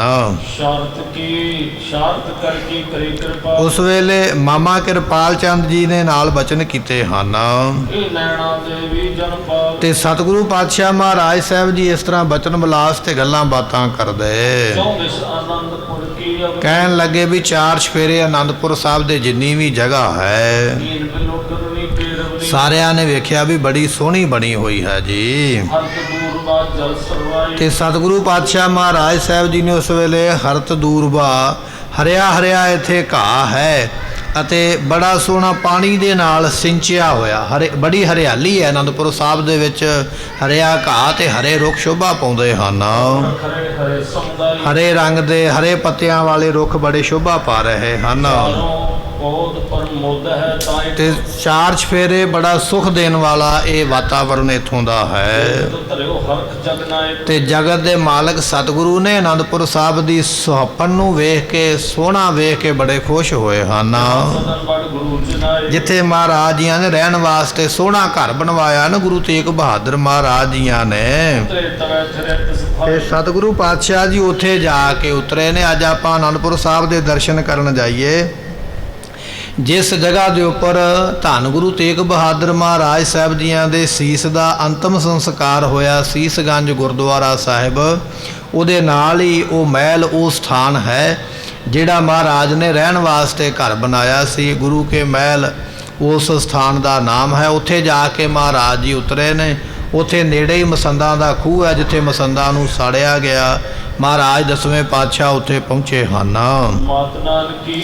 ਮਾਤਾ ਨਾਨਕੀ ਤੇ ਮਾਤਾ ਗੁਜਰੀ ਜੀ ਇਹਨਾਂ ਨੇ ਤੇ ਪਹਿਲਾਂ ਹੀ ਇਹ ਨਗਰ ਵੇਖਿਆ, ਇੱਥੋਂ ਹੀ ਗਏ ਸਨ ਚੱਲ ਕੇ, ਉਹ ਵੀ ਆ ਗਏ ਹਨ। ਸਾਰੇ ਆਪੋ ਆਪਣੇ ਵਾਹਨਾਂ ਤੋਂ ਉਤਰ ਕੇ ਤੇ ਘਰ ਦੇ ਵਿੱਚ ਆ ਗਏ। ਇੰਨੇ ਚਿਰ ਨੂੰ ਸਿੱਖ ਜਿਹੜੇ ਮਗਰ ਆਉਂਦੇ ਸਨ ਨਾ ਗੱਡਿਆਂ ਤੇ ਰਸਤਾਂ ਬਸਤਾਂ ਸਮਾਨ ਲੈ ਕੇ ਪਿੱਛੋਂ, ਉਹ ਵੀ ਚੱਲ ਕੇ ਆ ਗਏ ਹਨ। ਤੇ ਸਾਰਾ ਸਮਾਨ ਫਿਰ ਲਿਆ ਕੇ ਘਰਾਂ ਦੇ ਵਿੱਚ ਸਟੋਰ ਦੇ ਵਿੱਚ ਲਿਆ ਕੇ ਸਾਰਾ ਖਾਣ ਪੀਣ ਦਾ ਸਮਾਨ ਜਮ੍ਹਾਂ ਕੀਤਾ ਹੈ। ਕੀ ਲੈ ਕੇ ਆਏ ਨੇ? ਚਾਵਰ ਕਹੀਏ ਬਾਸਮਤੀ ਦੇ ਲੰਮੇ ਚੌਲ ਕੁਝ ਹਨ ਅਤੇ ਚੂਨ ਆਟਾ ਤੇ ਸਿਤਾ ਤੋਂ ਭਾਵ ਕਿ ਗੁੜ ਇਤਿਆਦਿਕ ਅਤੇ ਘਿਓ, ਇਹ ਵਸਤੂਆਂ ਜਿਹੜੀਆਂ ਲੰਗਰ ਵਿੱਚ ਵਰਤੀਆਂ ਜਾਣ ਵਾਲੀਆਂ ਇਹ ਸੰਗਤਾਂ ਸਿੱਖ ਗੱਡਿਆਂ ਤੇ ਰੱਖ ਕੇ ਲਿਆਏ ਹਨ। ਹੁਣ ਭਾਈ ਆਨੰਦਪੁਰ ਸਾਹਿਬ ਦੇ ਵਿੱਚ ਗੁਰੂ ਕੇ ਲੰਗਰ ਜਿਹੜੇ ਤਿਆਰ ਹੋਣ ਲੱਗ ਪਏ। ਇੱਥੇ ਵੀ ਆ ਕੇ ਮਹਾਰਾਜ ਦੀ ਆਉਣ ਦੀ ਖੁਸ਼ੀ ਵਿੱਚ ਨਾ ਬਹੁਤ ਖੁੱਲਾ ਕੜਾ ਪ੍ਰਸ਼ਾਦ ਦੀ ਦੇਗ ਬਣੀ ਤੇ ਸੰਗਤਾਂ ਨੂੰ ਵਰਤਾਈ ਗਈ ਹੈ। ਇੱਥੇ ਫਿਰ ਅਰਦਾਸ ਕੀਤੀ ਹੈ, ਧੰਨ ਨਾਵੇਂ ਪਾਤਸ਼ਾਹ ਗੁਰੂ ਤੇਗ ਬਹਾਦਰ ਮਹਾਰਾਜ ਦੇ ਚਰਨਾਂ ਵਿੱਚ ਤੇ ਸਾਰਿਆਂ ਨੂੰ ਪ੍ਰਸ਼ਾਦ ਵਰਤਾਇਆ ਹੈ। ਅਤੇ ਨਗਰ ਦੇ ਲੋਕ ਜਿਹੜੇ ਨਾਲ ਆਏ ਮਹਾਰਾਜ ਜੀਆਂ ਦੇ, ਉਹ ਵੀ ਲੋਕ ਸਾਰੇ ਛਕ ਕੇ ਰੱਜ ਗਏ ਹਨ। ਸੰਗਤਾਂ ਆਖਦੀਆਂ ਮਹਾਰਾਜ ਧੰਨ ਹਨ, ਮਹਾਰਾਜ ਧੰਨ ਹਨ। ਤੇ ਸਾਰਿਆਂ ਨੇ ਪ੍ਰਸ਼ਾਦਾ ਪਾਣੀ ਛਕ ਕੇ ਰਾਤ ਨੂੰ ਆਰਾਮ ਕੀਤਾ ਹੈ। ਗੁਰੂ ਕੀ ਸੰਗਤ ਅੱਜ ਪਹਿਲਾ ਦਿਨ ਤੇ ਪਹਿਲੀ ਅੱਜ ਰਾਤ ਹੈ। ਦਸਵੇਂ ਪਾਤਸ਼ਾਹ ਮਹਾਰਾਜ ਜੀ ਅੱਜ ਆਨੰਦਪੁਰ ਸਾਹਿਬ ਦੇ ਵਿੱਚ ਆ ਕੇ ਟਿਕੇ ਹਨ। ਜਿੱਥੇ ਕਿਥੇ ਮਹਾਰਾਜ ਦੀਆਂ ਖਬਰਾਂ ਦੂਰ ਦੂਰ ਤੱਕ ਪੰਜਾਬ ਦੇ ਵਿੱਚ ਤੇ ਪੰਜਾਬ ਤੋਂ ਬਾਹਰ ਵੀ ਪਹੁੰਚ ਗਈਆਂ ਵੀ ਦਸਵੇਂ ਪਾਤਸ਼ਾਹ ਆਨੰਦਪੁਰ ਸਾਹਿਬ ਪਹੁੰਚ ਗਏ ਹਨ। ਜਿਹਨੂੰ ਪਤਾ ਲੱਗਦਾ ਵੀ ਗੁਰੂ ਪਾਤਸ਼ਾਹ ਆਏ, ਸੰਗਤਾਂ ਦੂਰੋਂ ਨੇੜਿਓਂ ਚੱਲ ਪਈਆਂ ਮਿਲਣ ਵਾਸਤੇ। ਸਤਿਗੁਰਾਂ ਦੇ ਚਰਨਾਂ ਦੇ ਉੱਪਰ ਲਿਆ ਕੇ ਸੰਗਤਾਂ ਭੇਟਾ ਮਾਇਆ ਰੱਖਦੀਆਂ ਹਨ ਤੇ ਅਨੇਕਾਂ ਹੀ ਸਿੱਖ ਮਹਾਰਾਜ ਦੇ ਕੋਲ ਖਲੋ ਕੇ ਅਰਦਾਸ ਕਰਦੇ ਹਨ। ਇਸ ਤਰ੍ਹਾਂ ਮਹਾਰਾਜ ਦੇ ਕੋਲ ਭਾਈ ਬੜੀ ਸੰਗਤ ਰੋਜ਼ ਆਉਂਦੀ ਤੇ ਬਹੁਤੀ ਭੀੜ ਮਹਾਰਾਜ ਦੇ ਦਰਬਾਰ ਵਿੱਚ ਹੁੰਦੀ ਹੈ। ਤੇ ਸੰਗਤਾਂ ਮਹਾਰਾਜ ਦੇ ਦਰਸ਼ਨ ਕਰ ਕਰਕੇ ਬਲਿਹਾਰ ਕੁਰਬਾਨ ਜਾਂਦੀਆਂ ਹਨ। ਇਧਰੋਂ ਮਸੰਦ ਜਿਹੜੇ ਨੇ ਵੱਖੋ ਵੱਖਰੇ ਇਲਾਕਿਆਂ ਦੇ ਜਥੇਦਾਰ ਜਿਹੜੇ ਨੇ, ਉਹ ਵੀ ਸੰਗਤਾਂ ਦੇ ਬੜੇ ਬੜੇ ਜਥੇ ਇਕੱਠੇ ਕਰਕੇ ਮਹਾਰਾਜ ਦੇ ਮਿਲਣ ਵਾਸਤੇ ਲੈ ਕੇ ਆਉਂਦੇ। ਅਨੇਕ ਤਰ੍ਹਾਂ ਦੀਆਂ ਭੇਟਾਂ ਮਹਾਰਾਜ ਦੇ ਅੱਗੇ ਰੱਖਦੇ ਹਨ। ਇਸ ਤਰ੍ਹਾਂ ਮਹਾਰਾਜ ਸਾਹਿਬ ਜੀ ਨਾ ਆਨੰਦਪੁਰ ਸਾਹਿਬ ਦੇ ਵਿੱਚ ਦਿਨ ਬਤੀਤ ਕਰਦੇ ਹਨ। ਆਨੰਦ ਨੂੰ ਦੇਣ ਵਾਲੇ ਸਾਹਿਬ ਗੁਰੂ ਗੋਬਿੰਦ ਸਿੰਘ ਮਹਾਰਾਜ ਜੀ ਭਾਈ ਅੱਜ ਤੋਂ ਆਨੰਦਪੁਰ ਸਾਹਿਬ ਦੇ ਵਿੱਚ ਰਹਿਣਾ ਸ਼ੁਰੂ ਹੋ ਗਏ ਤੇ ਬੇਅੰਤ ਸੰਗਤਾਂ ਮਿਲਦੀਆਂ ਹਨ। ਆਪ ਸੁਣੀਐ ਦਿੱਲੀਪੁਰ ਗਾਥਾ। ਭਾਈ ਸੰਤੋਖ ਸਿੰਘ ਜੀ ਕਹਿੰਦੇ ਇੱਥੇ ਹੁਣ ਆਪਾਂ 10ਵੇਂ ਪਾਤਸ਼ਾਹ ਦੀ ਕਥਾ ਛੱਡਣ ਲੱਗੇ ਆ। ਮਹਾਰਾਜ ਆਨੰਦਪੁਰ ਸਾਹਿਬ ਦੇ ਵਿੱਚ ਆ ਗਏ ਨੇ, ਸੰਗਤਾਂ ਆ ਕੇ ਮਿਲਦੀਆਂ ਪਈਆਂ ਤੇ ਬਚਨ ਬਲਾਸ ਕਰਦੀਆਂ ਪਈਆਂ। ਹੁਣ ਆਪਣਾ ਧਿਆਨ ਜਿਹੜਾ ਨਾ ਆਓ ਆਪਾਂ ਦਿੱਲੀ ਲੈ ਕੇ ਚੱਲੀਏ। ਦਿੱਲੀ ਕੀ ਹੋਇਆ? ਗੁਰੂ ਤੇਗ ਬਹਾਦਰ ਮਹਾਰਾਜ ਜੀਆਂ ਨੇ ਕਿਹੜੇ ਕਿਹੜੇ ਉੱਥੇ ਕੌਤਕ ਵਰਤਾਏ, ਸਿੱਖਾਂ ਦੀਆਂ ਸ਼ਹੀਦੀਆਂ ਜਿਹੜੀਆਂ ਹੋਈਆਂ ਉਹਦਾ ਕੀ ਕਾਰਨ ਬਣਿਆ ਹੈ, ਉਹ ਦਿੱਲੀ ਵਿੱਚ ਕੀ ਹੋਇਆ। ਕਹਿੰਦੇ ਆਓ ਤੁਹਾਨੂੰ ਹੁਣ ਦਿੱਲੀ ਦੀ ਕਥਾ, ਗੁਰੂ ਤੇਗ ਬਹਾਦਰ ਮਹਾਰਾਜ ਜੀ ਉੱਥੇ ਕੀ ਕਰ ਰਹੇ ਨੇ, ਆਓ ਹੁਣ ਆਪਾਂ ਉਹ ਸਰਵਣ ਕਰਦੇ ਹਾਂ। 10ਵੇਂ ਪਾਤਸ਼ਾਹ ਦੀ ਕਥਾ ਨੂੰ ਇੱਥੇ ਵਿਸ਼ਰਾਮ ਦਿੱਤਾ ਹੈ, ਹੁਣ ਬਾਅਦ ਵਿੱਚ ਇਸ ਕਥਾ ਨੂੰ ਅੱਗੇ ਤੋਰਾਂਗੇ। ਹੁਣ ਆਪਾਂ 9ਵੇਂ ਪਾਤਸ਼ਾਹ ਦੀ ਕਥਾ ਸਰਵਣ ਕਰੀਏ। ਹੁਣ ਸਤਿਗੁਰੂ ਪਾਤਸ਼ਾਹ ਜੀ ਬਹਾਨਾ ਬਣਾਉਣਾ ਨਾ ਸਰੀਰ ਛੱਡਣ ਦਾ, ਤੇ ਗੁਰੂ ਤੇਗ ਬਹਾਦਰ ਮਹਾਰਾਜ ਜੀ ਜਿਹੜਾ ਬਹਾਨਾ ਬਣਾ ਕੇ ਜਿਹੜਾ ਕੌਤਕ ਇੱਥੇ ਕਰਦੇ ਹਨ। ਸੋ ਭਾਈ ਮਤੀ ਦਾਸ ਦਾ ਆਪਾਂ ਇਤਿਹਾਸ ਪਿੱਛੇ ਸਰਵਣ ਕੀਤਾ। ਭਾਈ ਮਤੀ ਦਾਸ ਜੀਆਂ ਨੇ ਆਖਿਆ ਸੀ ਗੁਰੂ ਤੇਗ ਬਹਾਦਰ ਮਹਾਰਾਜ ਸਾਹਿਬ ਜੀਆਂ ਨੂੰ, ਪਾਤਸ਼ਾਹ ਆਗਿਆ ਦੇਵੋ ਮੈਂ ਇਹਨਾਂ ਸਾਰੇ ਪਾਪੀਆਂ ਨੂੰ ਸਜ਼ਾ ਦੇਵਾਂ। ਤੇ ਗੁਰੂ ਤੇਗ ਬਹਾਦਰ ਪਾਤਸ਼ਾਹ ਨੇ ਨਾ ਕਰ ਦਿੱਤੀ। ਕਹਿਣ ਲੱਗੇ ਮਤੀ ਦਾਸ ਨਹੀਂ, ਇਹ ਫਲ ਦੇਣਾ ਪਰਮਾਤਮਾ ਦਾ ਕੰਮ ਹੈ। ਜਿਵੇਂ ਦੇ ਕੋਈ ਮਨੁੱਖ ਕਰਮ ਕਰਦਾ ਹੈ ਉਹਦੇ ਕਰਮਾਂ ਦਾ ਫਲ ਪਰਮੇਸ਼ਰ ਦਿੰਦਾ ਹੈ। ਸੋ ਆਪਣੇ ਹੱਥ ਵਿੱਚ ਇਹਨਾਂ ਚੀਜ਼ਾਂ ਨੂੰ ਨਹੀਂ ਰੱਖੀਦਾ। ਇਸ ਕਰਕੇ ਕਿਸੇ ਨੂੰ ਚੰਗਾ ਜਾਂ ਮਾੜਾ ਨਹੀਂ ਕਹਿਣਾ। ਜਦੋਂ ਇਹ ਬਚਨ ਗੁਰੂ ਤੇਗ ਬਹਾਦਰ ਪਾਤਸ਼ਾਹ ਨੇ ਕੀਤੇ, ਕਿਸੇ ਨੇ ਸੁਣ ਕੇ ਜਾ ਕੇ ਔਰੰਗਜ਼ੇਬ ਨੂੰ ਦੱਸ ਦਿੱਤਾ ਕਿ ਇੱਕ ਸਿੱਖ ਤੇ ਤਾਕਤ ਸ਼ਕਤੀ ਵਿਖਾਉਣੀ ਚਾਹੁੰਦਾ, ਪਰ ਮਹਾਰਾਜ ਨੇ ਰੋਕ ਦਿੱਤਾ। ਉਸ ਵੇਲੇ ਕਾਜੀ ਨੂੰ ਬੁਲਾ ਕੇ ਮਤੀ ਦਾਸ ਨੂੰ ਪੁੱਛਿਆ ਗਿਆ, ਜਾਂ ਤੇ ਕਰਾਮਾਤ ਦਿਖਾਓ ਜਾਂ ਫਿਰ ਤੁਹਾਨੂੰ ਡਾਢਾ ਕਸ਼ਟ ਦੇ ਕੇ ਸ਼ਹੀਦ ਕਰਾਂਗੇ। ਭਾਈ ਮਤੀ ਦਾਸ ਜੀ ਆਖਦੇ ਗੁਰੂ ਦਾ ਹੁਕਮ ਜਿਹੜਾ ਹੈ ਉਹ ਨਾ ਕੁਝ ਵਿਖਾਉਣ ਦਾ, ਇਸ ਕਰਕੇ ਹੁਣ ਵਿਖਾਵਾਂਗੇ ਤੇ ਕੁਝ ਨਹੀਂ, ਤੁਸੀਂ ਜਿਵੇਂ ਮਰਜ਼ੀ ਸਾਨੂੰ ਕਸ਼ਟ ਦੇ ਸਕਦੇ ਹੋ। ਉਸ ਵੇਲੇ ਕਾਜੀ ਨੇ ਫਤਵਾ ਲਾ ਕੇ ਆਖਿਆ ਇਹਨਾਂ ਨੂੰ ਆਰੇ ਦੇ ਨਾਲ ਚੀਰ ਕੇ ਸ਼ਹੀਦ ਕੀਤਾ ਜਾਵੇ। ਭਾਈ ਮਤੀ ਦਾਸ ਜੀਆਂ ਨੂੰ ਫਟਿਆਂ ਦੇ ਵਿੱਚ ਜਕੜ ਕੇ, ਫਟਿਆਂ ਦੇ ਵਿੱਚ ਬੰਨ੍ਹ ਕੇ, ਸੀਸ ਤੇ ਆਰਾ ਰੱਖ ਕੇ ਉਸ ਵੇਲੇ ਚੀਰ ਕੇ 2 ਟੋਟੇ ਕਰਕੇ 2 ਹਿੱਸਿਆਂ ਦੇ ਵਿੱਚ ਇਸ ਤਰ੍ਹਾਂ ਭਾਈ ਮਤੀ ਦਾਸ ਜੀਆਂ ਨੂੰ ਸ਼ਹੀਦ ਕੀਤਾ। ਇਹ ਪ੍ਰਸੰਗ ਇਤਿਹਾਸ ਆਪਾਂ ਪਿੱਛੇ ਕਥਾ ਦੇ ਵਿੱਚ ਸਰਵਣ ਕਰ ਆਏ ਹਾਂ। ਇੱਥੇ ਕੇਵਲ ਇੰਨਾ ਹੀ ਬਚਨ ਆ ਗਿਆ ਵੀ ਭਾਈ ਮਤੀ ਦਾਸ ਜੀ ਜੋ ਗੁਰੂ ਘਰ ਦੇ ਦੀਵਾਨ ਸਨ, ਉਹ ਆਪਣਾ 5 ਭੌਤਿਕ ਸਰੀਰ ਛੱਡ ਕੇ ਇਸ ਤਰ੍ਹਾਂ ਕੁਰਬਾਨੀ ਕਰਕੇ, ਸ਼ਹੀਦੀ ਕਰਕੇ ਸੱਚਖੰਡ ਨੂੰ ਚਲੇ ਗਏ ਹਨ। ਜਿਹੜੇ ਉਸ ਤੋਂ ਮਗਰੋਂ ਸਿੱਖ ਸਨ, ਫਿਰ ਭਾਈ ਸਤੀ ਦਾਸ ਜੀਆਂ ਦੀ ਸ਼ਹੀਦੀ ਹੋਈ ਹੈ, ਉਹਨਾਂ ਨੂੰ ਰੂਹ ਦੇ ਵਿੱਚ ਲਪੇਟ ਕੇ ਕਾਜੀ ਨੇ ਫਤਵਾ ਲਾਇਆ, ਰੂਹ ਵਿੱਚ ਲਪੇਟ ਕੇ ਬੰਨ੍ਹ ਕੇ ਇਹਨਾਂ ਨੂੰ ਰੁੱਖ ਦੇ ਨਾਲ ਰੂਈ ਨੂੰ ਅੱਗ ਲਾਈ ਜਾਵੇ। ਹੌਲੀ ਹੌਲੀ ਰੂਹ ਸੜੇਗੀ, ਨਾਲ ਨਾਲ ਸਰੀਰ ਸੜੇਗਾ। ਇਸ ਤਰ੍ਹਾਂ ਕਈ ਦਿਨ ਲੱਗ ਜਾਣਗੇ ਸਰੀਰ ਸੜਦਿਆਂ। ਸਿੱਖ ਨੂੰ ਬੜਾ ਕਸ਼ਟ ਹੋਵੇਗਾ, ਰੋਵੇਗਾ, ਕੁਰਲਾਏਗਾ, ਮਿੰਨਤ ਕਰੇਗਾ। ਇਹ ਜਾਣ ਕੇ ਮਨ ਵਿੱਚ ਭਾਈ ਸਤੀ ਦਾਸ ਜੀਆਂ ਨੂੰ ਸ਼ਹੀਦ ਕਰਨ ਦਾ ਹੁਕਮ ਹੋਇਆ। ਫਿਰ ਕਹਿਣ ਲੱਗੇ ਭਾਈ ਸਤੀ ਦਾਸ ਜੀਆਂ ਦੀ ਸ਼ਹੀਦੀ ਜਿਹੜੀ ਹੈ ਨਾ, ਉਹ ਰੂਈ ਦੇ ਵਿੱਚ ਅੱਗ ਬਲਦਿਆਂ ਬਲਦਿਆਂ ਕਈ ਦਿਨਾਂ ਵਿੱਚ ਸ਼ਹੀਦੀ ਹੋਈ ਹੈ। ਉਸ ਤੋਂ ਬਾਅਦ ਵਿੱਚ ਭਾਈ ਦਿਆਲਾ ਜੀ ਜੋ ਗੁਰੂ ਕੇ ਸਿੱਖ ਸਨ, ਉਹਨਾਂ ਨੂੰ ਉਬਲਦੇ ਹੋਏ ਪਾਣੀ ਦੀ ਵੱਡੀ ਦੇਗ ਦੇ ਵਿੱਚ ਬਿਠਾ ਕੇ ਥੱਲੇ ਲੱਕੜਾਂ ਬਾਲ ਕੇ ਉਬਾਲ ਕੇ ਪਾਣੀ ਵਿੱਚ ਸ਼ਹੀਦ ਕੀਤਾ। ਇਸ ਤਰ੍ਹਾਂ 5 ਸਿੱਖਾਂ ਵਿੱਚੋਂ ਜਿਹੜੇ 3 ਸਿੱਖ ਸਨ ਉਹ ਦਿੱਲੀ ਦੀ ਧਰਤੀ ਤੇ ਸ਼ਹੀਦ ਹੋਏ। ਸਿੱਖਾਂ ਵਿੱਚੋਂ ਭਾਈ ਮਤੀ ਦਾਸ ਦੀ ਸ਼ਹੀਦੀ ਸਭ ਤੋਂ ਪਹਿਲਾਂ ਹੋਈ ਹੈ। ਭਾਈ ਮਤੀ ਦਾਸ ਸਭ ਤੋਂ ਪਹਿਲੇ ਸ਼ਾਂਤੀ ਦੇ ਨਾਲ ਸ਼ਹੀਦੀ ਦੇਣ ਵਾਲੇ ਗੁਰੂ ਕੇ ਪਹਿਲੇ ਸਿੱਖ ਹਨ। ਇਸ ਤਰ੍ਹਾਂ 3 ਸਿੱਖ ਤੇ ਸ਼ਹੀਦ ਹੋ ਗਏ। ਜਿਹੜੇ 2 ਸਿੱਖ ਬਾਕੀ ਨੇ ਅਜੇ ਉਹਨਾਂ ਦੀ ਸ਼ਹੀਦੀ ਹੋਣੀ ਬਾਕੀ ਹੈ। ਉਹਨਾਂ ਨੂੰ ਫਿਰ ਗੁਰੂ ਤੇਗ ਬਹਾਦਰ ਪਾਤਸ਼ਾਹ ਨੇ ਬਚਨ ਕੀਤਾ, ਕਹਿਣ ਲੱਗੇ ਭਾਈ ਤੁਹਾਡੇ ਕੋਲੋਂ ਹਾਲੇ ਕਈ ਕੰਮ ਕਰਵਾਉਣੇ ਨੇ, ਇਸ ਕਰਕੇ ਤੁਸੀਂ ਚਲੇ ਜਾਓ। ਇਸ ਤਰ੍ਹਾਂ ਉਹ ਜਿਹੜਾ ਪ੍ਰਸੰਗ ਹੈ ਮਹਾਰਾਜ ਜੀ ਨੇ ਕੀਤਾ ਹੈ। ਤੇ ਸਤਿਗੁਰਾਂ ਨੇ ਆਖਿਆ ਭਾਈ ਇਹ ਦਰਵਾਜ਼ੇ ਵੀ ਆਪੇ ਖੁੱਲ ਜਾਣਗੇ, ਜੰਦਰੇ ਵੀ ਆਪੇ ਖੁੱਲ ਜਾਣਗੇ, ਹੱਥ ਕੜੀਆਂ ਬੇੜੀਆਂ ਆਪੇ ਹੀ ਖੁੱਲ ਜਾਣਗੀਆਂ, ਤੇ ਤੁਸੀਂ 2 ਸਿੱਖਾਂ ਨੇ ਇੱਥੋਂ ਚਲੇ ਜਾਣਾ ਹੈ ਤੇ ਅਨੰਦਪੁਰ ਸਾਹਿਬ ਦੇ ਵਿੱਚ ਜਾ ਕੇ ਸਾਡੇ ਪਰਿਵਾਰ ਨੂੰ ਮਿਲ ਕੇ ਸਾਡੇ ਵੱਲੋਂ ਸੁਨੇਹਾ ਦੇਣਾ ਹੈ ਉਹ ਬਚਨ ਮੰਨ ਕੇ ਦੋ ਸਿੱਖ ਫਿਰ ਉਸ ਵੇਲੇ ਉਸ ਜੇਲ੍ਹ ਦੇ ਵਿੱਚੋਂ, ਕਾਰਾਗ੍ਰਹਿ ਦੇ ਵਿੱਚੋਂ ਨਿਕਲੇ ਹਨ। ਸਿਪਾਹੀ ਲਗੇ ਨਾ ਰਾਜੀ। ਤੇ ਕਹਿਣ ਲੱਗੇ ਵੀ ਸਿਪਾਹੀ ਤੇ ਬੜੇ ਨੇ, ਪਰ ਗੁਰੂ ਪਾਤਸ਼ਾਹ ਨੇ ਮਾਇਆ ਹੀ ਇਹੋ ਜਿਹੀ ਵਰਤਾਈ ਹੈ, ਕਿਸੇ ਨੂੰ ਪਤਾ ਨਹੀਂ ਲੱਗਾ ਵੀ ਉਹ ਦੋ ਸਿੱਖ ਕਿਸ ਤਰ੍ਹਾਂ ਮਹਾਰਾਜ ਜੀਆਂ ਨੇ ਰਿਹਾ ਕਰਵਾਏ। ਦਿਨ ਕਰ ਚੜੇ ਬਿਲੋਕੇ। ਤੇ ਜਦੋਂ ਦਿਨ ਚੜ੍ਹਿਆ ਨਾ, ਇਹ ਤੇ ਰਾਤ ਦੀ ਗੱਲ ਹੈ ਨਾ, ਰਾਤ ਨੂੰ ਮਹਾਰਾਜ ਨੇ ਸਿੱਖਾਂ ਨੂੰ ਆਖਿਆ ਚਲੇ ਜਾਓ, ਤੁਹਾਨੂੰ ਕੋਈ ਨਹੀਂ ਵੇਖੇਗਾ, ਤੁਹਾਨੂੰ ਕੋਈ ਰੋਕ ਨਹੀਂ ਪਾਏਗਾ। ਉਹ ਸਿੱਖ ਤੇ ਰਾਤੋਂ ਰਾਤ ਆ ਗਏ। ਜਦੋਂ ਅਗਲਾ ਦਿਨ ਚੜ੍ਹਿਆ ਤੇ ਸਿਪਾਹੀ ਡਿਊਟੀ ਤੇ ਬਦਲੇ, ਉਹਨਾਂ ਨੇ ਵੇਖਿਆ ਵੀ 3 ਸਿੱਖ ਤੇ ਸ਼ਹੀਦ ਕੀਤੇ ਸਨ, 2 ਸਿੱਖ ਰਾਤੀ ਸਨ ਜੇਲ੍ਹ ਦੇ ਵਿੱਚ, ਪਰ ਉਹ ਦਿਖਾਈ ਨਹੀਂ ਦਿੰਦੇ। ਜਦੋਂ ਉਹਨਾਂ ਨੇ ਵੇਖਿਆ ਵੀ 2 ਸਿੱਖ ਨਹੀਂ ਹਨ, ਉਹਨਾਂ ਨੇ ਸੋਚਿਆ ਵੀ 2 ਕੈਦੀ ਨਿਕਲ ਗਏ ਨੇ, ਇਹ ਰਾਤੋਂ ਰਾਤ ਜੇਲ੍ਹ ਦੇ ਵਿੱਚੋਂ ਭੱਜ ਗਏ ਹਨ।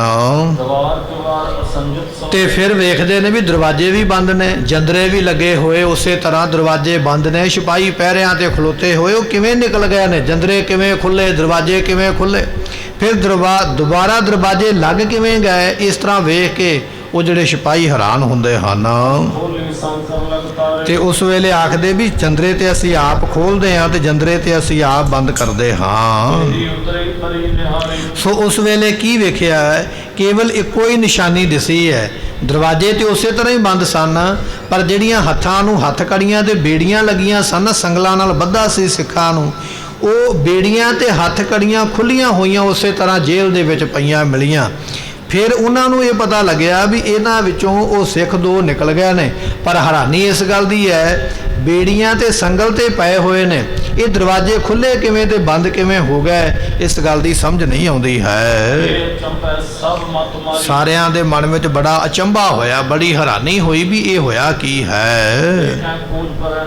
ਹੁਣ ਲੱਭਣ ਲੱਗ ਪਏ, ਕਹਿੰਦੇ ਪੈਰਾਂ ਦੀ ਖੋਜ ਲੱਭੋ ਭਾਈ, ਉਹ ਕਿੱਧਰ ਨੂੰ ਗਏ ਨੇ, ਉਹਨਾਂ ਦੇ ਪੈਰ ਦੀ ਪਛਾਣ, ਜੁੱਤੀ ਦੀ ਪਛਾਣ ਵੇਖੀਏ, ਉਹ ਕਿੱਧਰ ਨੂੰ ਗਏ ਨੇ। ਖੋਜਣ ਲੱਗ ਪਏ, ਔਰੰਗਜ਼ੇਬ ਦੇ ਸਿਪਾਹੀ ਲੱਭਣ ਲੱਗ ਪਏ, ਪਰ ਕਹਿਣ ਲੱਗੇ ਲੱਭਿਆਂ ਵੀ ਪਤਾ ਨਹੀਂ ਲੱਗਦਾ ਹੈ। ਤੇ ਉਸ ਵੇਲੇ ਸਿਪਾਹੀ ਆਖਦੇ, ਕਹਿਣ ਲੱਗੇ ਐ ਯਾ ਖੁਦਾ, ਇਹ ਸਾਡੇ ਨਾਲ ਕੀ ਤੂੰ ਭਾਣਾ ਵਰਤਾਇਆ ਹੈ, ਇਹ ਕੀ ਤੂੰ ਸਾਡੇ ਨਾਲ ਇਹੋ ਜਿਹਾ ਕੌਤਕ ਰਚਿਆ ਵੀ ਸਾਨੂੰ ਪਤਾ ਨਹੀਂ ਲੱਗਾ ਹੈ। ਉਸ ਵੇਲੇ ਜਿਹੜਾ ਜਮਾਦਾਰ ਸੀ ਨਾ, ਜੇਲ੍ਹ ਵਾਲਾ, ਜੇਲਰ, ਸਿਪਾਹੀਆਂ ਨੇ ਉਹਨੂੰ ਦੱਸਿਆ ਵੀ ਰਾਤ ਨੂੰ 2 ਬੰਦੇ ਇੱਥੋਂ ਫਰਾਰ ਹੋ ਗਏ ਨੇ। ਉਹ ਜੇਲਰ ਜਿਹੜਾ ਸੀ ਬੜੀ ਛੇਤੀ ਦੌੜਿਆ, ਦੌੜ ਕੇ ਤੇ ਦੱਸਣ ਵਾਸਤੇ ਆਇਆ ਹੈ।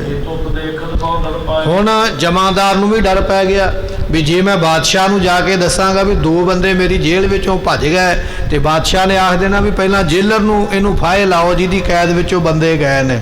ਹੁਣ ਜੇਲਰ ਨੂੰ ਆਪਣਾ ਡਰ ਹੈ, ਸਿਪਾਹੀਆਂ ਨੂੰ ਆਪਣਾ ਡਰ ਹੈ, ਜਿਹੜੇ ਪਹਿਰੇ ਤੇ ਖਲੋਤੇ ਸਨ। ਉਹ ਜਿਹੜੇ ਸਿਪਾਹੀ ਨੇ ਜਾਂ ਉਹ ਜਿਹੜਾ ਜੇਲਰ ਹੈ, ਇੱਧਰ ਉੱਧਰ ਭੱਜ ਕੇ ਸਾਰੀਆਂ ਜੇਲ੍ਹਾਂ ਦੇ ਵਿੱਚ, ਸਾਰੀਆਂ ਕਾਲ ਕੋਠੜੀਆਂ ਦੇ ਵਿੱਚ ਭੱਜ ਕੇ ਦੌੜ ਕੇ ਦੇਖਦੇ ਵੀ ਹੋ ਸਕਦਾ ਕਿਤੇ ਇੱਧਰ ਨਾ ਬੈਠੇ ਹੋਣ, ਇਸ ਤਰ੍ਹਾਂ ਲੱਭਣ ਲੱਗ ਪਏ ਹਨ। ਹੁਣ ਮਨ ਵਿੱਚ ਬੜੀ ਹੈਰਾਨੀ ਹੈ ਵੀ ਨਿਕਲੇ ਕਿਵੇਂ ਨੇ। ਮੰਨ ਲਓ ਜੇ ਜੇਲ੍ਹ ਵਿੱਚੋਂ ਬੰਦਾ ਬਾਹਰ ਗਿਆ ਤੇ ਦਰਵਾਜ਼ਾ ਤੇ ਖੁੱਲ੍ਹਾ ਹੋਵੇਗਾ ਨਾ, ਜੰਦਰਾ ਵੀ ਟੁੱਟਾ ਹੋਵੇਗਾ, ਤੇ ਫਿਰ ਤੇ ਪਤਾ ਲੱਗਦਾ ਵੀ ਇੱਥੋਂ ਬੰਦਾ ਬਾਹਰ ਨੂੰ ਨਿਕਲ ਕੇ ਗਿਆ। ਹੁਣ ਦਰਵਾਜ਼ੇ ਵੀ ਉਸੇ ਤਰ੍ਹਾਂ ਬੰਦ ਨੇ, ਜੰਦਰੇ ਵੀ ਲੱਗੇ ਹੋਏ, ਮਨ ਵਿੱਚ ਹੈਰਾਨੀ ਹੈ ਵੀ ਉਹ ਨਿਕਲ ਕੇ ਗਏ ਕਿਵੇਂ ਹਨ। ਉਸ ਵੇਲੇ ਸਤਿਗੁਰਾਂ ਨੂੰ ਆ ਕੇ ਪੁੱਛਿਆ, ਉਹ ਜਿਹੜਾ ਜੇਲਰ ਸੀ ਨਾ, ਮਹਾਰਾਜ ਦੇ ਚਰਨਾਂ ਤੇ ਆ ਕੇ ਮੱਥਾ ਟੇਕਦਾ, ਕਹਿਣ ਲੱਗਾ ਮਹਾਰਾਜ ਮੇਰੀ ਨੌਕਰੀ ਦਾ ਸਵਾਲ ਹੈ, ਮੇਰੇ ਬੱਚਿਆਂ ਦਾ ਸਵਾਲ ਔਰ ਮੇਰੀ ਜ਼ਿੰਦਗੀ ਦਾ ਸਵਾਲ ਹੈ। 2 ਤੁਹਾਡੇ ਸਿੱਖ ਨਿਕਲ ਕੇ ਚਲੇ ਗਏ, ਪਰ ਮੈਨੂੰ ਨਹੀਂ ਪਤਾ ਲੱਗਦਾ ਵੀ ਉਹ ਗਏ ਕਿਵੇਂ ਨੇ, ਆਪ ਜੀ ਕਿਰਪਾ ਕਰਕੇ ਦੱਸੋ। ਜੇਲਰ ਨੇ ਆ ਕੇ ਗੁਰੂ ਤੇਗ ਬਹਾਦਰ ਪਾਤਸ਼ਾਹ ਨੂੰ ਪੁੱਛਿਆ ਹੈ, ਮਹਾਰਾਜ ਤੁਹਾਡੇ ਸਾਥੀ, ਤੁਹਾਡੇ ਨਾਲ 5 ਸਿੱਖ ਸਨ, 6ਵੇਂ ਤੁਸੀਂ ਆਪ ਸੀ, 6ਾਂ ਦੇ ਵਿੱਚੋਂ 3 ਤੇ ਸਮੇਂ ਦੀ ਹਕੂਮਤ ਨੇ ਸ਼ਹੀਦ ਕਰ ਦਿੱਤੇ, ਅਤੇ ਚੌਥੇ ਤੁਸੀਂ ਆਪ ਇੱਥੇ ਬੈਠੇ ਹੋ, ਪਰ 2 ਸਿੱਖ ਜਿਹੜੇ ਨੇ ਉਹ ਗਿਣਤੀ ਵਿੱਚ ਨਹੀਂ ਆਉਂਦੇ ਪਏ, ਕਿੱਧਰ ਚਲੇ ਗਏ, ਆਪ ਜੀ ਕਿਰਪਾ ਕਰਕੇ ਦੱਸੋ। ਮਹਾਰਾਜ ਕਿਰਪਾ ਕਰਕੇ ਦੱਸ ਦਿਓ, ਨਹੀਂ ਤੇ ਬਾਦਸ਼ਾਹ ਮੈਨੂੰ ਬੜਾ ਗੁੱਸੇ ਹੋਵੇਗਾ, ਹੋ ਸਕਦਾ ਮੈਨੂੰ ਕੋਈ ਸਜ਼ਾ ਦੇਵੇ, ਮੈਨੂੰ ਕਤਲ ਕਰਵਾ ਦੇਵੇ, ਮੈਨੂੰ ਡਾਢੀ ਸਜ਼ਾ ਔਰੰਗਜ਼ੇਬ ਦੇ ਕੋਲੋਂ ਮਿਲਣੀ ਹੈ। ਗੁਰੂ ਤੇਗ ਬਹਾਦਰ ਪਾਤਸ਼ਾਹ ਜੀ ਕਿਰਪਾ ਕਰੋ, ਮੈਨੂੰ ਦੱਸ ਦਿਓ ਵੀ ਉਹ 2 ਸਿੱਖ ਕਿਵੇਂ ਨਿਕਲੇ ਤੇ ਕਿੱਧਰ ਗਏ ਹਨ। ਸਤਿਗੁਰੂ ਤੇਗ ਬਹਾਦਰ ਪਾਤਸ਼ਾਹ ਸੁਣ ਕੇ ਨਾ ਜੇਲਰ ਦੀ ਗੱਲ, ਕਹਿਣ ਲੱਗੇ ਜੇਲਰ ਉਹਨਾਂ ਨੂੰ ਤੇ ਖੁਦਾ ਹੀ ਲੈ ਗਿਆ। ਫਿਰ ਜੇ ਤੂੰ ਇਹ ਗੱਲ ਕਹਿੰਦਾ ਵੀ ਕਿੱਧਰ ਗਏ, ਉਹ ਫਿਰ ਜਿੱਧਰ ਨੂੰ ਖੁਦਾ ਉਹਨਾਂ ਨੂੰ ਲੈ ਗਿਆ ਨਾ, ਪਰਮੇਸ਼ਰ ਜਿੱਧਰ ਨੂੰ ਲੈ ਗਿਆ ਉਧਰ ਨੂੰ ਚਲੇ ਗਏ ਹਨ। ਪਰ ਤੈਨੂੰ ਨਹੀਂ ਸੀ ਉਹ ਪਾਉਣਾ ਚਾਹੁੰਦੇ, ਨਹੀਂ ਸੀ ਪਾਵਣਾ, ਉਹਨਾਂ ਨੇ ਕਸ਼ਟ ਨਹੀਂ ਸੀ ਪਾਉਣਾ, ਇਸ ਕਰਕੇ ਚਲੇ ਗਏ ਹਨ। ਹਰ ਦਿਨ ਸੋ ਕਿਆ ਕਾਜ ਤੇ ਦੂਜੀ ਗੱਲ ਇਹ ਆ ਵੀ ਤੈਨੂੰ ਕੋਈ ਮੁਸੀਬਤ ਨਹੀਂ ਪਵੇਗੀ। ਜਿਹੜੀ ਤੇਰੇ ਮਨ ਵਿੱਚ ਡਰ ਹੈ ਨਾ ਵੀ ਬਾਦਸ਼ਾਹ ਮੈਨੂੰ ਕਤਲ ਕਰੇਗਾ, ਮੈਨੂੰ ਸਜ਼ਾ ਦੇਵੇਗਾ, ਮੇਰੇ ਪਰਿਵਾਰ ਨੂੰ ਕਤਲ ਕਰ ਦੇਵੇਗਾ, ਤੈਨੂੰ ਕੋਈ ਸਜ਼ਾ ਨਹੀਂ ਮਿਲੇਗੀ, ਤੇਰੇ ਤੇ ਕੋਈ ਆਂਚ ਨਹੀਂ ਆਵੇਗੀ।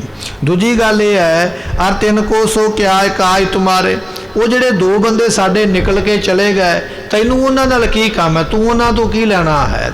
ਉਹ ਤੇ ਸਰਕਾਰ ਨੇ ਉਹਨਾਂ ਨੂੰ ਗ੍ਰਿਫਤਾਰ ਕੀਤਾ, ਸਰਕਾਰ ਦੇ ਕੈਦੀ ਸਨ, ਨਿਕਲ ਕੇ ਚਲੇ ਗਏ, ਤੂੰ ਉਹਨਾਂ ਕੋਲੋਂ ਕੀ ਲੈਣਾ। ਬਸ ਜੇ ਤੂੰ ਡਰਦਾ ਹੈ ਵੀ ਤੈਨੂੰ ਕਿਤੇ ਔਰੰਗਜ਼ੇਬ ਸਜ਼ਾ ਨਾ ਦੇਵੇ, ਮਹਾਰਾਜ ਕਹਿੰਦੇ ਤੈਨੂੰ ਕੁਝ ਨਹੀਂ ਹੁੰਦਾ, ਇਹ ਸਾਡੇ ਬਚਨ ਹਨ। ਪਕੜਨ ਸ਼ਾਹੋ ਹਮਾਰ ਕਿਉਂਕਿ ਸਾਨੂੰ ਤੇ ਬਾਦਸ਼ਾਹ ਨੇ ਪਕੜਿਆ ਹੈ ਨਾ, ਤੂੰ ਥੋੜੀ ਪਕੜਿਆ, ਬਾਦਸ਼ਾਹ ਔਰੰਗਜ਼ੇਬ ਨੇ ਪਕੜਿਆ। ਬਾਦਸ਼ਾਹ ਦੀ ਕੈਦ ਵਿੱਚੋਂ ਸਿੱਖ ਨਿਕਲ ਗਏ, ਘਾਟਾ ਜਾਂ ਲਾਭ ਬਾਦਸ਼ਾਹ ਨੂੰ ਹੈ, ਤੈਨੂੰ ਇਸ ਗੱਲ ਦੀ ਫਿਕਰ ਕਰਨ ਦੀ ਲੋੜ ਨਹੀਂ ਹੈ। ਹਮ ਚਾਹੋ ਤਿਮ ਤੇ ਦੂਜੀ ਗੱਲ ਇਹ ਹੈ ਵੀ ਬਾਦਸ਼ਾਹ ਔਰੰਗਜ਼ੇਬ ਦਾ ਜਿਹੜਾ ਗ੍ਰਿਫਤਾਰੀ ਦੇ ਵਾਰੰਟ ਨਿਕਲੇ ਸਨ, ਗ੍ਰਿਫਤਾਰੀ ਦਾ ਹੁਕਮ ਆਇਆ ਸੀ, ਉਸ ਗ੍ਰਿਫਤਾਰੀ ਵਿੱਚ ਇਹ ਲਿਖਿਆ ਸੀ ਵੀ ਗੁਰੂ ਤੇਗ ਬਹਾਦਰ ਪਾਤਸ਼ਾਹ ਨੂੰ ਗ੍ਰਿਫਤਾਰ ਕਰਨਾ। ਅਸੀਂ ਤੁਹਾਡੇ ਕੋਲ ਬੈਠੇ ਹਾਂ, ਸਾਡੇ ਸਿੱਖਾਂ ਦਾ ਤੇ ਉਹਦੇ ਵਿੱਚ ਨਾਮ ਨਹੀਂ ਸੀ ਨਾ ਵੀ ਮਹਾਰਾਜ ਦੇ ਨਾਲ ਇੰਨੇ ਸਿੱਖ ਗ੍ਰਿਫਤਾਰ ਕਰਕੇ ਲਿਆਓ, ਉਹ ਤੇ ਸਾਡੇ ਨਾਲ ਸਨ ਤੇ ਤਾਂ ਜੇਲ੍ਹ ਵਿੱਚ ਆ ਗਏ, ਪਰ ਸਿੱਖਾਂ ਦੀ ਗ੍ਰਿਫਤਾਰੀ ਦਾ ਕੋਈ ਵਾਰੰਟ ਨਹੀਂ ਹੈ ਸਰਕਾਰ ਵੱਲੋਂ ਜਾਰੀ ਹੋਇਆ। ਸਰਕਾਰ ਵੱਲੋਂ ਕੇਵਲ ਇੰਨਾ ਹੁਕਮ ਸੀ ਕਿ ਗੁਰੂ ਤੇਗ ਬਹਾਦਰ ਪਾਤਸ਼ਾਹ ਨੂੰ ਗ੍ਰਿਫਤਾਰ ਕੀਤਾ ਜਾਵੇ। ਸਾਨੂੰ ਗ੍ਰਿਫਤਾਰ ਕੀਤਾ ਹੈ, ਅਸੀਂ ਤੁਹਾਡੇ ਸਾਹਮਣੇ ਜੇਲ੍ਹ ਵਿੱਚ ਬੈਠੇ ਹਾਂ, ਜੋ ਸਾਡੇ ਨਾਲ ਕਰਨਾ ਤੁਸੀਂ ਕਰ ਲਵੋ, ਅਸੀਂ ਸਜ਼ਾ ਲੈਣ ਵਾਸਤੇ ਤਿਆਰ ਹਾਂ। ਦਾਸੇ ਕਿਉਂ ਡਰ ਤੇ ਸਾਡੇ ਸੇਵਕ ਚਲੇ ਗਏ, ਤੂੰ ਕਿਉਂ ਡਰਦਾ ਹੈ। ਨਾ ਤੂੰ ਸਾਨੂੰ ਪਕੜਿਆ, ਨਾ ਸਾਡੇ ਸਿੱਖਾਂ ਨੂੰ ਪਕੜਿਆ ਹੈ, ਨਾ ਸਾਡੇ ਸਿੱਖਾਂ ਦਾ ਕੋਈ ਦੋਸ਼ ਹੈ, ਕੋਈ ਗੁਨਾਹ ਨਹੀਂ ਹੈ, ਉਹ ਚਲੇ ਗਏ, ਜਿੱਧਰ ਨੂੰ ਗਏ ਖੁਦਾ ਉਹਨਾਂ ਨੂੰ ਲੈ ਗਿਆ। ਜਿਹੜੀ ਸਜ਼ਾ ਦੇਣੀ ਹੈ ਉਹ ਸਾਨੂੰ ਦਿਓ, ਅਸੀਂ ਤੁਹਾਡੇ ਕੋਲ ਬੈਠੇ ਹੋਏ। ਇਹ ਬਚਨ ਗੁਰੂ ਤੇਗ ਬਹਾਦਰ ਪਾਤਸ਼ਾਹ ਮਹਾਰਾਜ ਸਾਹਿਬ ਜੀ ਉਸ ਵੇਲੇ ਕਰਦੇ ਪਏ ਜੇਲਰ ਦੇ ਨਾਲ। ਇਹ ਹੁਣ ਜੇਲਰ ਕਿਹੜੇ ਕਿਹੜੇ ਸਵਾਲ ਕਰਦਾ ਗੁਰੂ ਤੇਗ ਬਹਾਦਰ ਪਾਤਸ਼ਾਹ ਨੂੰ, ਮਹਾਰਾਜ ਕਿਵੇਂ ਜਵਾਬ ਦੇਣਗੇ, ਅਤੇ ਬਾਦਸ਼ਾਹ ਔਰੰਗਜ਼ੇਬ ਨੂੰ ਕਿਵੇਂ ਖਬਰ ਪਹੁੰਚਦੀ ਹੈ ਕਿ ਦੋ ਸਿੱਖ ਜੇਲ੍ਹ ਵਿੱਚੋਂ ਨਿਕਲ ਗਏ ਨੇ। ਹੁਣ ਬਾਦਸ਼ਾਹ ਅਗਲਾ ਕੀ ਫੈਸਲਾ ਸੁਣਾਵੇਗਾ, ਔਰ ਗੁਰੂ ਤੇਗ ਬਹਾਦਰ ਪਾਤਸ਼ਾਹ ਮਹਾਰਾਜ ਸਾਹਿਬ ਜੀ ਨਵੇਂ ਮਹੱਲੇ ਦੇ ਸ਼ਲੋਕ ਜੋ ਆਪਾਂ ਪੜ੍ਹਦੇ ਹਾਂ ਉਹ ਕਿਵੇਂ ਬਖਸ਼ਿਸ਼ ਕਰਕੇ ਉਚਾਰਨਗੇ, ਅਗਲੇ ਦੀਵਾਨ ਵਿੱਚ ਸਰਵਣ ਕਰਾਂਗੇ। ਸਮੇਂ ਦੀ ਸਮਾਪਤੀ, ਭੁੱਲਾਂ ਦੀ ਮੁਆਫੀ, ਲੇਖਾ ਕਤਹਿ ਨ ਛੁਟੀਐ, ਬਖਸ਼ਨਹਾਰ ਬਖਸ਼ ਲੈ। ਵਾਹਿਗੁਰੂ ਜੀ ਕਾ ਖਾਲਸਾ, ਵਾਹਿਗੁਰੂ ਜੀ ਕੀ ਫਤਿਹ। ਆਪ ਸੰਗਤਾਂ ਦੇ ਚਰਨਾਂ ਵਿੱਚ ਬੇਨਤੀ ਹੈ ਕਿ 25 ਤਰੀਕ ਨੂੰ ਮੀਰੀ ਪੀਰੀ ਦੇ ਮਾਲਕ ਗੁਰੂ ਹਰਗੋਬਿੰਦ ਪਾਤਸ਼ਾਹ ਜੀਆਂ ਦਾ ਪ੍ਰਕਾਸ਼ ਪੁਰਬ ਆ ਰਿਹਾ ਹੈ। ਸੋ 25 ਜੂਨ ਨੂੰ ਇਹ ਦਿਹਾੜਾ ਆਪਾਂ ਨੂੰ ਪ੍ਰਾਪਤ ਹੋ ਰਿਹਾ ਹੈ। ਸੋ 25 ਤਰੀਕ ਨੂੰ ਗੁਰੂ ਹਰਗੋਬਿੰਦ ਪਾਤਸ਼ਾਹ ਜੀਆਂ ਦੇ ਪ੍ਰਕਾਸ਼ ਪੁਰਬ ਆਪਾਂ ਨੂੰ ਪ੍ਰਾਪਤ ਹੋ ਰਹੇ ਨੇ। ਸੋ ਉਸ